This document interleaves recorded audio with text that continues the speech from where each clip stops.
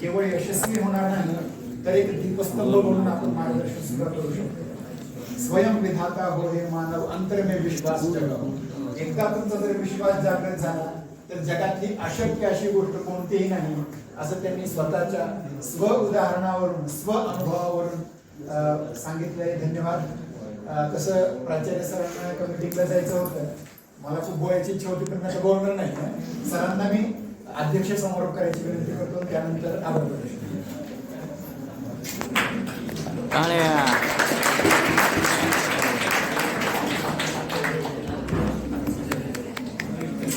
व्यंकटेश महाजन महाविद्यालयाचा ऍसेट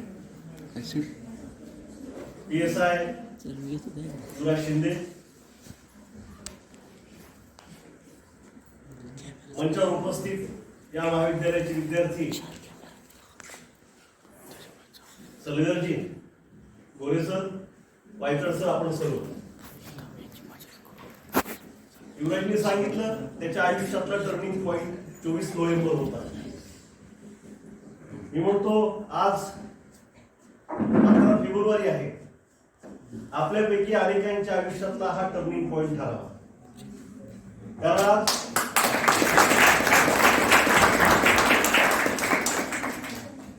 युवराज शिंदेनी या ठिकाणी जे काही बोललेलं आहे, काही वाक्य अशी होती त्यातली ती थेट अशी मनामध्ये हृदयामध्ये घर करून बसलेली होती. वाचाल तर वाचाल हे वाक्य आम्ही खूपदा वाचलेलं आहे आणि ऐकलेलं आहे. तर पुस्तक फाटलं, पुस्तकाची पानं फाटली तर आयुष्य फाटणार नाही, हे वाक्य मी पहिल्यांदा ऐकलं.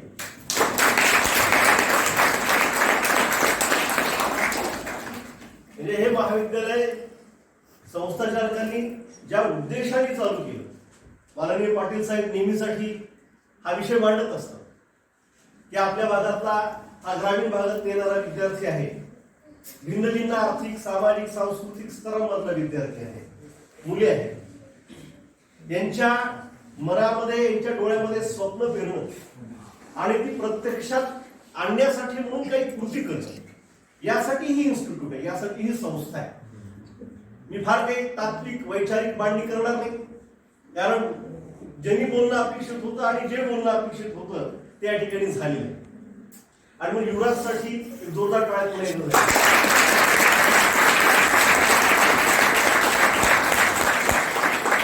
युवराज शिंदे कॉन्स्टेबल होते, कॉन्स्टेबल आज PSI झालेले आहेत. मला खात्री आहे एक दिवस याच महाविद्यालयामध्ये महाराष्ट्राचे पोलीस महासंचालक म्हणून सुद्धा ते आपल्यासमोर येतील. आणि त्यांना सल्यूट करण्याची वेळ आमच्यावर यावी, परमेश्वरानं ते भाग्य आम्हाला द्यावं अशी प्रार्थना आहे तुझं. आताच म्हटलं की फार बोलणार नाही, कारण मला बैठकीला जायचं हे कारण नाहीये. मी फोन करून सांगितलं की बैठक थोडे अर्धा तास पुढे ढकला. मी यासाठी बोलणार नाही की शब्दांच्या मागे जर कृती असेल तर त्याला काही अर्थ आहे. युवराज आणखी तासभर जरी बोलला असतात तुम्ही तरी या मुलांनी या ठिकाणी बसून ऐकलं असतं. मी आणखी 10 मिनिटं बोललो तर पूर्ण टाळ्या वाजवणार. फक्त या महाविद्यालयाचा प्राचार्य म्हणून ते घोषणा मी करतो, काही घोषणा मी करतो आता या ठिकाणी की आपल्या महाविद्यालयात हे स्पर्धा परीक्षेचं जे युनिट आहे यासाठी लागणारं जे साहित्य असेल, वायकर सर कुठल्याही पद्धतीची आपण मागणी करा, ती सगळी साहित्य संपदा तुम्हाला महाविद्यालयाचं व्यवस्थापन उभं करून देईल. स्पर्धा परीक्षांचा ग्रंथालयामध्ये असणारा विभाग जो आहे आणि आपल्याही संग्रहामध्ये जो विभाग आहे त्याच्यामध्ये युनिक अकॅडमीच्या पुस्तकांचा उल्लेख आपण केला. 10,000 रुपयांच्या स्पर्धा परीक्षांच्या पुस्तक खरेदीसाठी रितसर परवानगी आताच्या ठिकाणी मी देतो.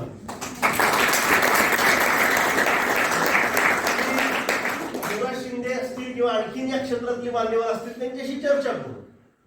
आपण आपल्याला आवश्यक असणारी जी पुस्तकं असतील, जी नियतकालिका असतील ती मागव. आणि त्याहीपेक्षा माणसाचा अनुभव जो असतो, माणसाचं जगणं जे असतं, प्रत्यक्ष कृतीत्मक करणं जे असतं ते खूप बोलक असतं. म्हणजे खात्री येते ना मला या ठिकाणी अनेक विद्यार्थ्यांच्या डोळ्यांमध्ये मला हा विश्वास दिसतोय की युवराज शिंदे ते स्वतः सुद्धा बोलले की मी आता खरं तर युवराज आम्हाला काय बरंच काही या ठिकाणी सांगता येईल बोलता येईल, म्हणून तुम्ही बोलणार नाही, मला खूप तुमच्याबद्दल आदर आणि आनंद आहे काय की त्यांनी जे जे काही सांगायचा प्रयत्न केला एनएसएसच्या कॅम्पच्या संदर्भातला असेल आणि रोजच्या ह्याच्यातला असेल, अनेक गोष्टी आहेत. सलगर सुद्धा इथं होते काय, त्यामुळं आमच्यासाठी एक आव्हान होतं, एवढं सांगतो होतं, हे आमच्यासाठी एक चॅलेंज होतं काय, परंतु हे चॅलेंज सक्सेस झालेलं आहे, यशस्वी ठरलेलं आहे आणि खऱ्या अर्थाने हे महाविद्यालय एक योग्य दिशेने जाते याचा आनंद आम्हाला होतो. यात काही मला सुचवायचं काय, आणि युवराज शिंदेंनी सुद्धा त्यामध्ये कॉन्ट्रीब्युट करावं असं मला वाटतं.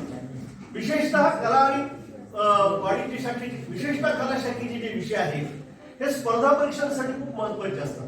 जसं भूगोलाचा उल्लेख आपण केला, इतिहासाचा, अर्थशास्त्राचा, इंग्रजी मराठीचा उल्लेख केला काय, मला असं म्हणायचं आहे की या महाविद्यालयामध्ये युनिक अकॅडमी का निर्माण होऊ नये.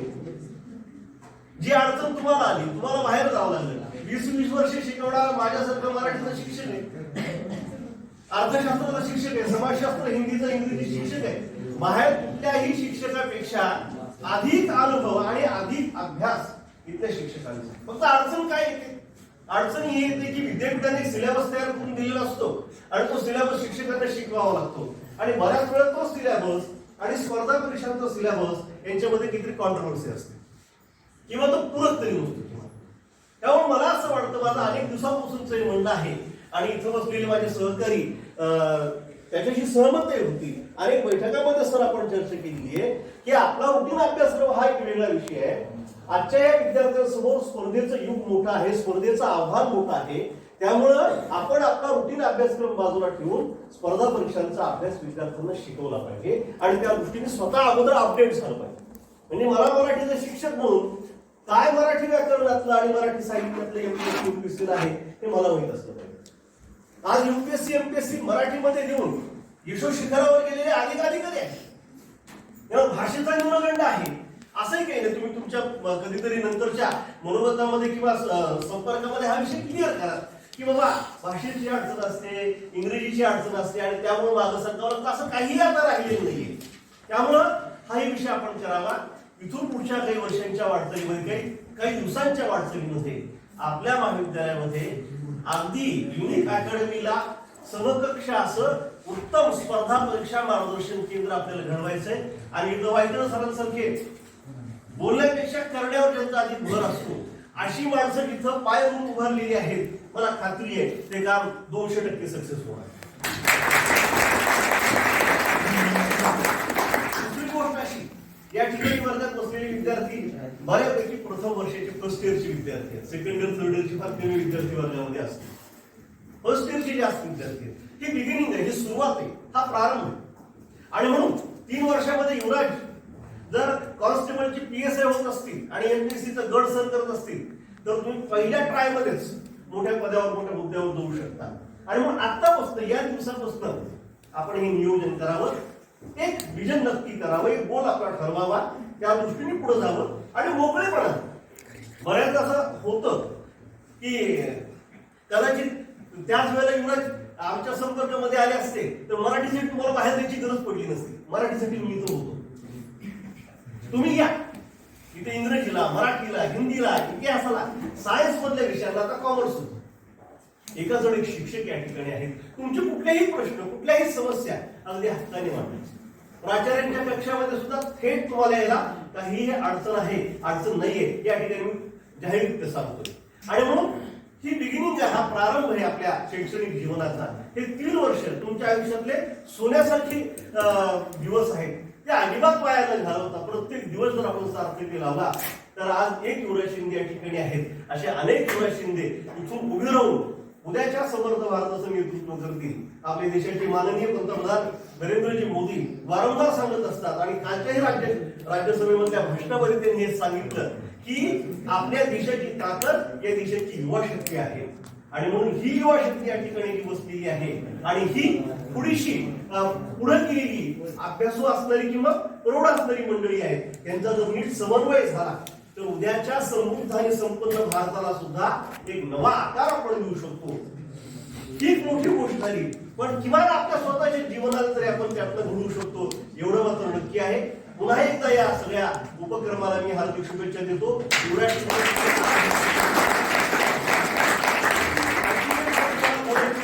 राहून गेली या ठिकाणी एक स्टँडिंग इन्व्हिटेशन, एक निमंत्रण मला तुम्हाला द्यायचंय.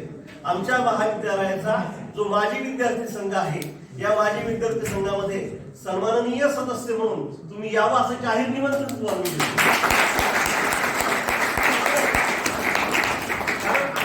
असे विद्यार्थी जर माजी विद्यार्थी संघामध्ये असतील तर एक स्ट्रॅटेजी आखायला, विद्यार्थ्यांसमोर काही निधी विषय घेऊन जायला जे माजी विद्यार्थी संघानं करणं अपेक्षित आहे ते होईल. योगायोगानं माजी विद्यार्थी संघाचे प्रमुख असणारे गोरे सर या ठिकाणी मंचावर आहेत.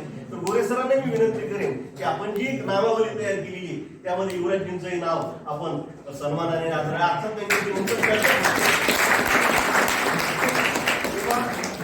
शुभेच्छा देतो. आणि सुरुवातीला पहिलंच वाक्य माझ्या भाषणामधलं होतं की जसं युवराजच्या जीवनातला 24 नोव्हेंबर हा टर्निंग पॉइंट होता, एक बदलाचा क्षण होता, तसा आज 11 फेब्रुवारी हा आपल्या जीवनातला टर्निंगचा पॉइंट व्हावा अशी सदिच्छा देतो आणि माझं म्हणून आपण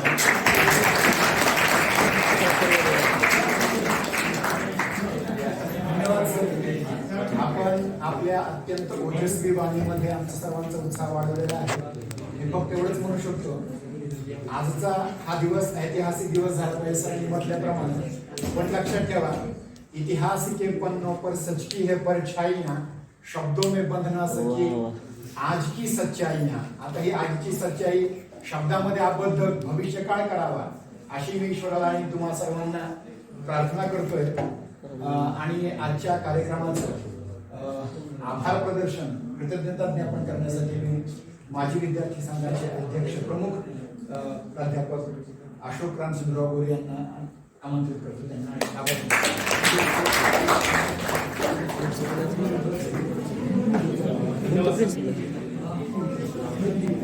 आपल्या या कार्यक्रमामध्ये जवळपास 80 आणि त्याच्या पुढे जास्त विद्यार्थी सहभागी आहेत. आणखी एवढेच विद्यार्थी बाहेर युवराज सर, आम्हाला तुमचा खरंच अभिमान वाटतोय.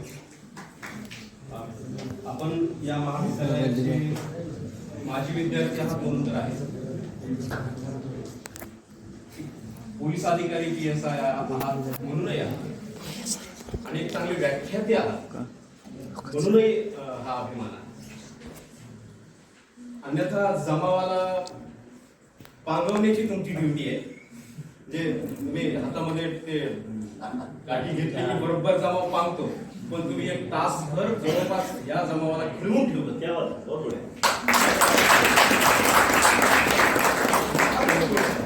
फार मोठी गोष्ट आहे. तुम्ही आमच्या बरोबर आहात.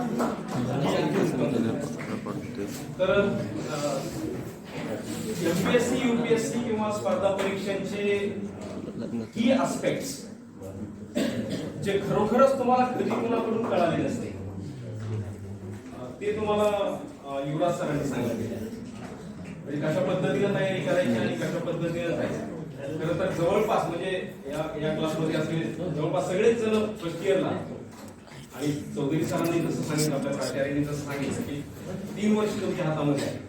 त्या 3 वर्षामध्ये तुम्ही जो अभ्यास करत आहात फर्स्ट इयरचा, सेकंड इयरचा, थर्ड इयरचा, तो तर 50% भाग ऑटोमॅटिकली स्पर्धा परीक्षेचा होऊनच जाईल जर तुम्ही तुमचा अभ्यास व्यवस्थित करत असाल. उर्वरित सरांनी जे सांगितलं तशा पद्धतीने जर तुम्ही केला तर यश तुम्हाला नक्कीच मिळू शकेल. तर शिंदे सर, आपण आमच्या आग्रहाला, विनंतीला मान देऊन आपण आलेला खूप छान वाटतं, खूप आनंद वाटतो. सगळ्या विद्यार्थ्यांना आपण प्रेरित केलेलं आहे, प्रोत्साहन दिलेलं आहे. सर्वांच्या वतीनं आपले आभार. आपल्या बरोबर सलगर सरही आलेले आहेत आणि त्यांचेही आभार मी या ठिकाणी व्यक्त करतो. आपल्या महाविद्यालयाचे प्राचार्य ज्यांच्याकडे पाहिल्यानंतरच आपण जास्त प्रसन्न होतो, प्रसन्न होती आणि प्रोत्साहन देणार. कारण आम्ही तर आता अनुभवतो, आमची टीम लिडर आहे, आमचं नेतृत्व आहे. की जास्तीत जास्त प्रोत्साहन द्यायचं आणि खूप चांगलं काम उभं करायचं अशा पद्धतीची अभिलाषा आपल्या सरांची आहे. त्यांना आपण सगळेजण साथ देतो आहोत. तर आपल्या महाविद्यालयाचे सन्माननीय आचार्य चौधरी सर, या स्पर्धा परीक्षा विभागाचे जे समन्वयक आहेत वायचळ सर, ज्यांनी हा अतिशय उत्कृष्ट अशा पद्धतीचा कार्यक्रम या ठिकाणी घडवून आणलेला आहे, त्याचा बेनिफिट त्याचा फायदा आपल्याला नक्की होणार आहे. तर आपल्या सर्वांचेच मी या ठिकाणी आभार मानतो आणि सगळ्यांचे